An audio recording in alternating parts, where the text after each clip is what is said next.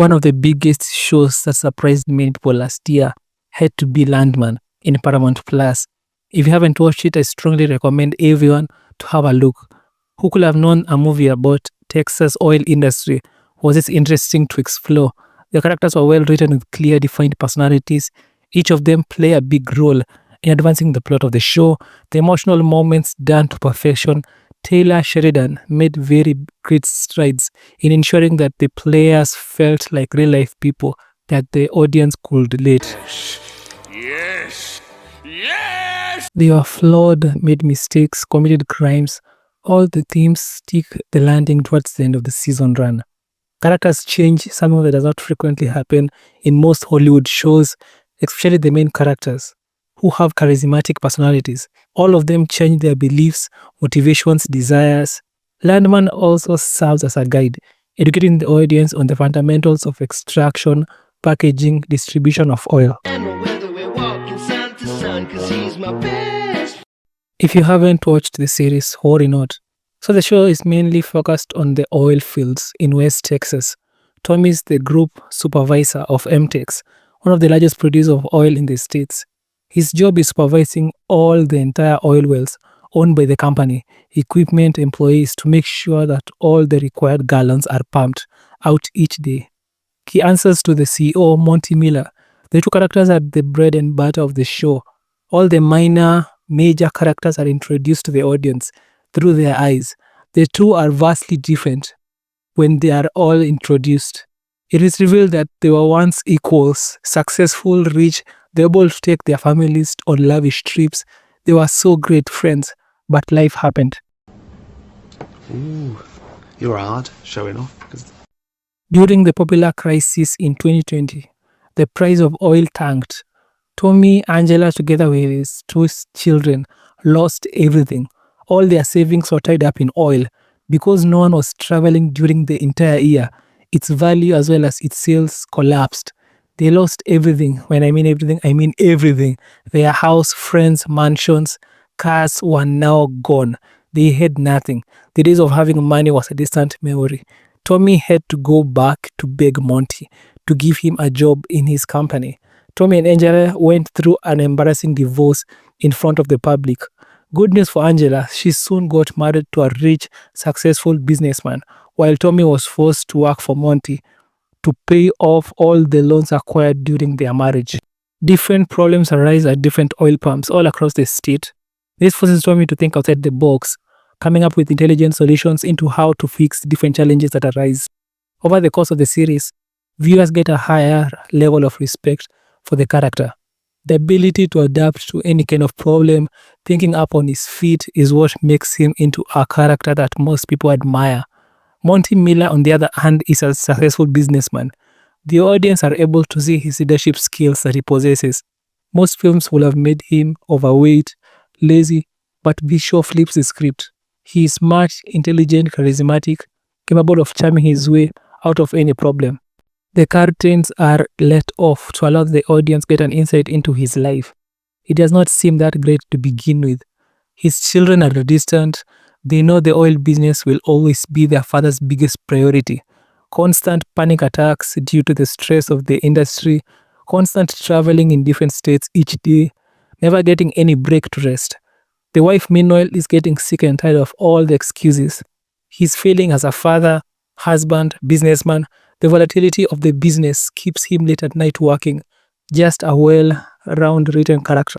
Through the death of MTEX employees, it sheds a light into how dangerous it is for the real-life people that work in these specific industries. Innocent men and women risk their lives to ensure that billions of people continue with civilization.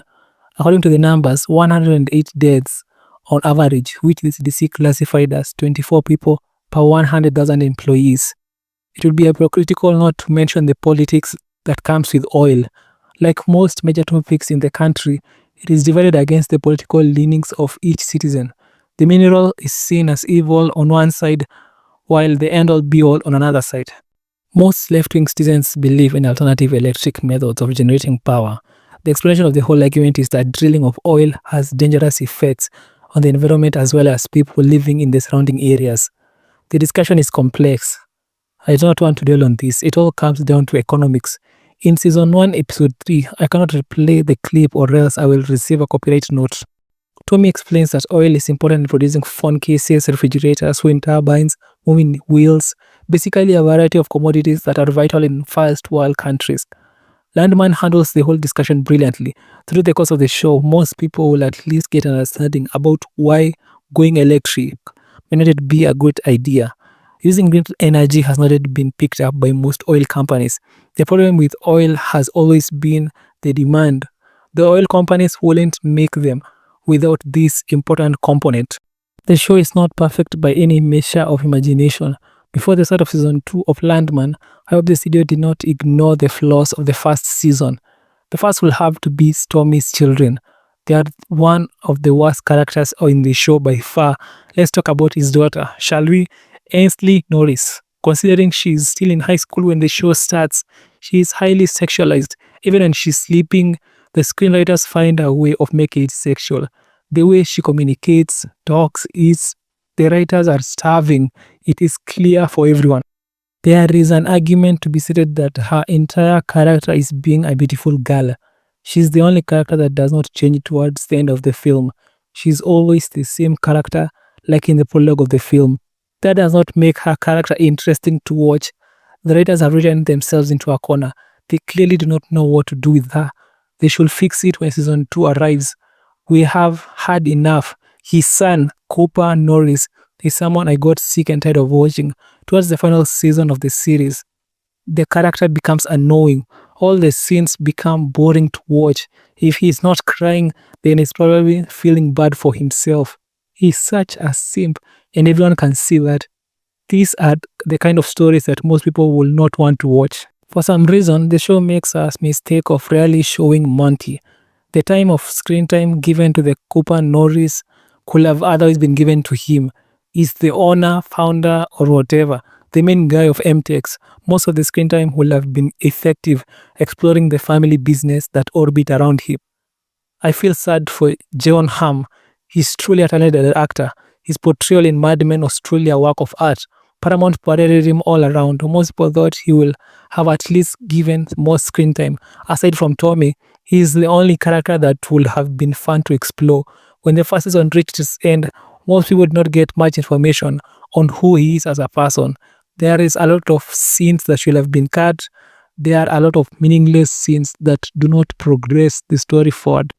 Most episodes felt like they were just there mainly because of the screen time. Cooper Norris' romantic relationship with Ariana Medina should have never come out the writer's room. The relationship is not at all fun to explore. They are all boring, sad, disgusting. Let's talk about the biggest of the show. The main problem is the cartels. The level of disrespect the studio has given them should be noted in the list of mistakes made in the first season. The cartel is made up of dumb people. The level of miscalculations, mistakes made by them is something that will never actually happen in the real world.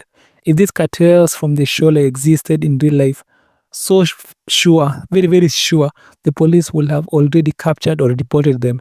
Anyway, these are the minor complaints. They do not distract from the overall good story.